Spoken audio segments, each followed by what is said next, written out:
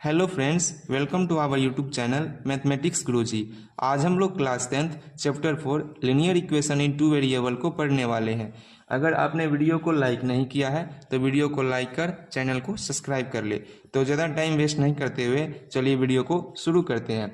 सबसे पहले linear equation in two variable को समझने से पहले हम लोग समझें कि लीनियर क्या होता है, इक्वेशन क्या होता है और वेरिएबल क्या होता है। सबसे पहले इक्वेशन हम लोग किसे कहेंगे? इक्वेशन जो होता है एक मैथमेटिकल स्टेटमेंट होता है जो कि इक्वल टू के साइन के साथ कंसिस्ट होता है। क्या होता है इक्वेशन एक मैथमेटिकल एक्सप्रेशन होता है जो कि इक्वल टू के साइन के साथ कंसिस्ट होता है। For example 3x + 5 = 15।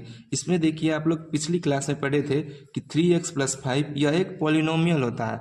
जब पॉलिनोमियल में इक्वल टू का साइन लग जाता है तब वह एक इक्वेशन कहलाता है। इक्वल टू साइन लगने के बाद क्या होता है, यह इक्वेशन दो पार्ट में डिवाइड हो जाता है। लेफ्ट वाले पार्ट को हम लोग LHS कहेंगे और राइट वाले पार्ट को हम लोग RHS कहेंगे। आई होप इक्वेशन आपको अच्छे से समझ में आ गया होगा। एक बार फिर से मैं रिपीट कर देता हूँ।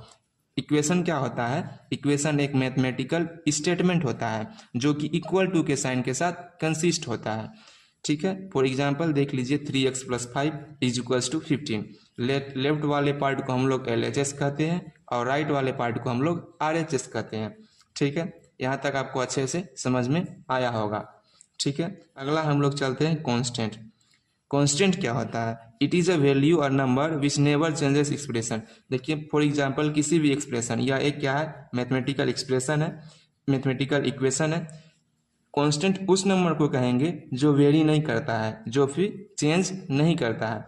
फॉर एग्जांपल इस इक्वेशन में देखिए आप 3x + 5 = 15 में 5 जो है आपका एक कांस्टेंट नंबर है, यह चेंज नहीं करेगा, यह वेरी नहीं करेगा। इसलिए जो होता है कांस्टेंट क्या होता है, मैथमेटिकल नंबर होता है किसी भी एक्सप्रेशन में जो चेंज नहीं करता है। ठीक है, कांस्टेंट आपको अच्छे से समझ में आया होगा। वेरिएबल देखिए, वेरिएबल क्या होता है, यह एक अल्फ़ाबेट होता है या फिर एक टर्म होता है जो कि इक्वेशन में होता है और वह वेरी करते रहता है और चेंज करते रहता है। देखिए क्या होता है variable, it is an alphabet, यह एक अल्फ़ाबेट होता है, और ए टर्म, और यह एक टर्म होता है विच चेंजेस इन डिफरेंट केसेस, यह डिफरेंट केसेस में चेंज होते रहता है। फॉर एग्जाम्पल देखिए 2x + 3 = 5, यह एक इक्वेशन है। इक्वेशन में ये 3 क्या है, यह चेंज नहीं करता है, इसलिए यह एक कांस्टेंट नंबर हुआ। 2x में देखिए x जो है यह एक वेरिएबल है। अलग अलग केस में जो होता है x वेरी करते रहता है, x चेंज करते रहता है, इसलिए यह एक वेरिएबल है। आई होप यहाँ तक क्लियर होगा। तो आप लोग समझ चुके हैं कि जो इक्वेशन क्या होता है, कांस्टेंट क्या होता है, वेरिएबल क्या होता है। अब हम लोग समझेंगे कि लीनियर इक्वेशन क्या होता है। A equation in which variable have highest power 1 is called linear equation. Linear equation किसे कहेंगे हम लोग? ऐसा इक्वेशन जिसमें हाईएस्ट पावर 1 हो। फॉर एग्जांपल देखिए इसमें 2x + 3 = 5। इसमें जो देखिए वेरिएबल क्या है, वेरिएबल x है, और x वेरिएबल पर जो हाईएस्ट पावर है 1 है, इसलिए यह जो इक्वेशन कहलाएगा लीनियर इक्वेशन कहलाएगा। ठीक है, अब हम लोग जानेंगे कि linear equation in one variable क्या होता है। Linear equation in one variable, देखिए linear equation in one variable हम लोग उस इक्वेशन को कहेंगे जिसमें सिर्फ एक ही वेरिएबल हो और हाईएस्ट पावर 1 हो। फॉर एग्जांपल देखिए 5x + 3 = 7। इसमें देखिए जो है नंबर ऑफ वेरिएबल्स 1 है।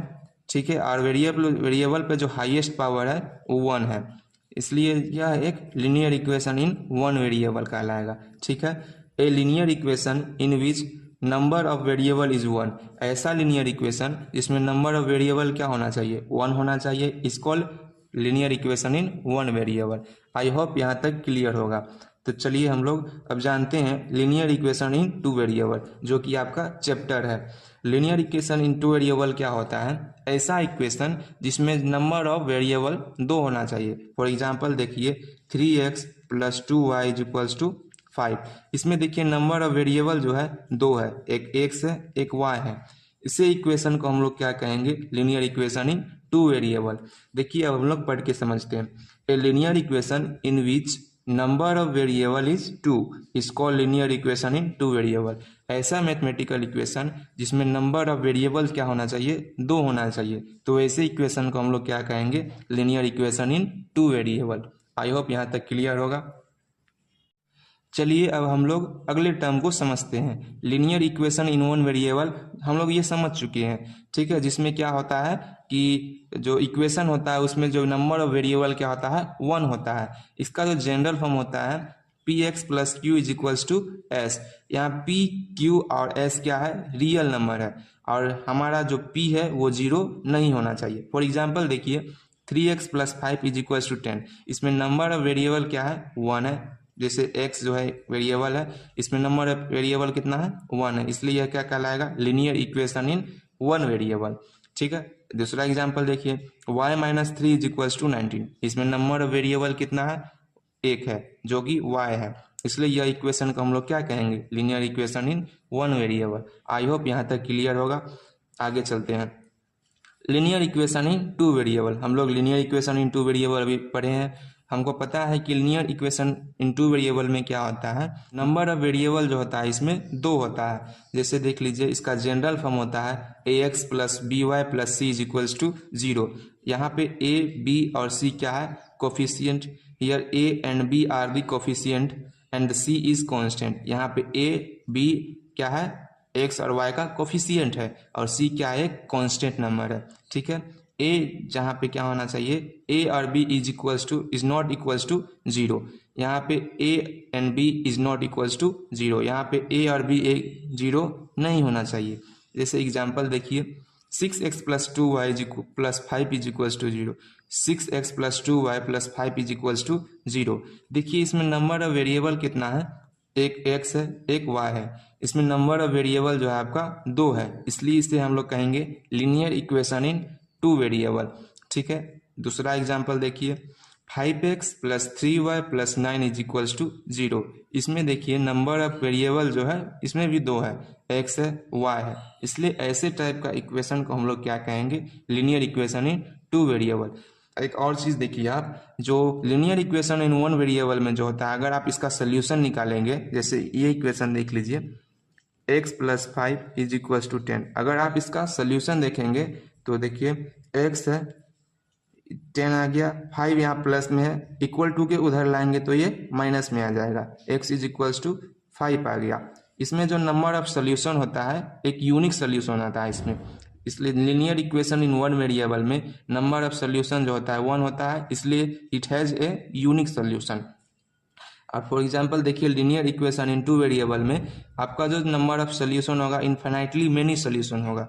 अगर आप इसको सॉल्व करेंगे तो आप देखेंगे कि x और y का जो वैल्यू आएगा बहुत सारा वैल्यू आएगा। अगर आप x अगर 1 पुट करेंगे तो y का अलग वैल्यू आएगा, x अगर आप अलग पुट करेंगे y का अलग वैल्यू आएगा। इसलिए इस टाइप का अगर मेनी सोल्यूशन आएगा, इसलिए जो लीनियर इक्वेशन इन 2 वेरिएबल है उसमें जो है इनफाइनाइटली मेनी सोल्यूशन होता है। तो चलिए फ्रेंड्स, हमारा नेक्स्ट टॉपिक है finding solution of linear equation in 2 variable. हम लोग समझ चुके हैं कि लीनियर इक्वेशन इन 2 वेरिएबल किसको कहते हैं। वैसा इक्वेशन जिसमें नंबर ऑफ वेरिएबल 2 हो उसको लीनियर इक्वेशन इन 2 वेरिएबल कहते हैं। ठीक है, इसमें हम लोग अब जानेंगे कि इसका सोल्यूशन कैसे फाइंड करते हैं। लेट सपोज हमारे पास एक एग्जाम्पल है, एक इक्वेशन है 3x plus 2y minus 6 is equals to 0। इसमें बोलेगा कि आप सोल्यूशन फाइंड कीजिए इस इक्वेशन का। तो इसका हम लोग जानते हैं कि जो लीनियर इक्वेशन इन 2 वेरिएबल है उसका इनफाइनाइटली मेनी सॉल्यूशंस होता है, इसलिए कभी कभी आपको बोल देगा 1 सोल्यूशन फाइंड करने के लिए, 2 सोल्यूशन फाइंड करने के लिए, एंड कभी कभी बोल देगा आपको 3 सोल्यूशन फाइंड करने के लिए। तो हम लोग इस वीडियो में 3 सोल्यूशन फाइंड करके आपको दिखाएंगे। तो चलिए शुरू करते हैं। हमारे पास इक्वेशन है 3x plus 2 minus 6 is equals to 0। यहाँ पे x का वैल्यू पुट करेंगे, यहाँ पे y का वैल्यू पुट करेंगे। लेट सपोज x का वैल्यू जब हम लोग 1 लेंगे तो चलिए x का वैल्यू हम लोग इक्वेशन में पुट करते हैं। 3x का वैल्यू हमारे पास है 1 plus 2y minus 6 is equals to 0। ठीक है, 3 plus 2y minus 6 is equals to 0। 3 minus 6 हो जाएगा आपको -3, 2y minus 3 is equals to 0। जब ये 3 उधर जाएगा तो प्लस हो जाएगा, y इज इक्वल्स टू हो जाएगा, ये 3 माइनस में इधर उधर जाएगा तो प्लस में हो जाएगा, और ये 2 इंटू में इधर आएगा तो डिवाइड में आएगा। जब हम लोग x का वैल्यू 1 लिए थे तो y का वैल्यू हमारे पास 3/2 आया। लेट सपोज अब हम लोग x का वैल्यू मानिए 2 ले लिए, 2 का जब लिए तो 2 पुट करेंगे इक्वेशन में, 3x की value 2 plus 2y minus 6 is equals to 0, 3 2 जा 6 plus 2y minus 6 is equals to 0, minus 6 plus 6 cancel हो गया, 2y is equals to 0, y is equals to 0/2, इसलिए y का वैल्यू हमारे पास 0 आ गया। जब हम लोग x का वैल्यू 2 पुट किए तो हमारे पास y 0 आ गया। x का वैल्यू अब 3 पुट करते हैं, 3 plus 2y minus 6 is equals to 0, 3 3 जा 9 plus 2y minus 6 is equals to 0, 9 minus 6 हो जाएगा आपको 3, 2y plus 3 is equals to 0, 2y 3 इधर प्लस में उधर जाएगा तो माइनस 3 हो जाएगा, ठीक, y इधर 2 इधर इंटू में है उधर जाएगा तो डिवाइड में हो जाएगा। जब हम लोग x का वैल्यू 3 पुट किए तो हमारे पास y का वैल्यू माइनस 3/2 आया। ठीक है, आई होप यहाँ तक क्लियर होगा। इसके बाद देखिए हम लोग इसमें आपको 3 सोल्यूशन फाइंड करके दिखाए हैं। इसका और भी सोल्यूशन हो सकता है पर उतना का नीड नहीं होता है, जितना आपको क्वेश्चन में बोला जाएगा बस आपको उतना ही निकालना होगा। तो चलिए आप लोगों के लिए एक होमवर्क है कि अगर हम x का वैल्यू 4 पुट करेंगे तो y कितना आएगा, ये आपको कमेंट बॉक्स में बताना है। ठीक है, और जिसका राइट आंसर होगा उसको हम लोग पर्सनली रिप्लाई करेंगे। ठीक है, इसको देखिए एग्जाम में इसका जो सोल्यूशन लिखा जाता है, इसका आंसर ऐसे बॉक्स बना के नहीं लिखा जाता है, इसका आंसर ऐसे लिखा जाता है कि पहले आप बॉक्स ये ब्रैकेट में इसको रख लीजिए, फर्स्ट में आप x का वैल्यू लिखिए और सेकेंड में आप y का वैल्यू लिखिए। इधर फर्स्ट में x का वैल्यू 2 था और y का वैल्यू 0, x का वैल्यू 3 था, y का वैल्यू माइनस 3/2। ठीक है, यहाँ तक आपको अगर अच्छा लगा होगा, समझ में आया होगा तो वीडियो को लाइक करिएगा, चैनल को सब्सक्राइब कीजिएगा और अपने दोस्तों में शेयर कीजिएगा। Thank you.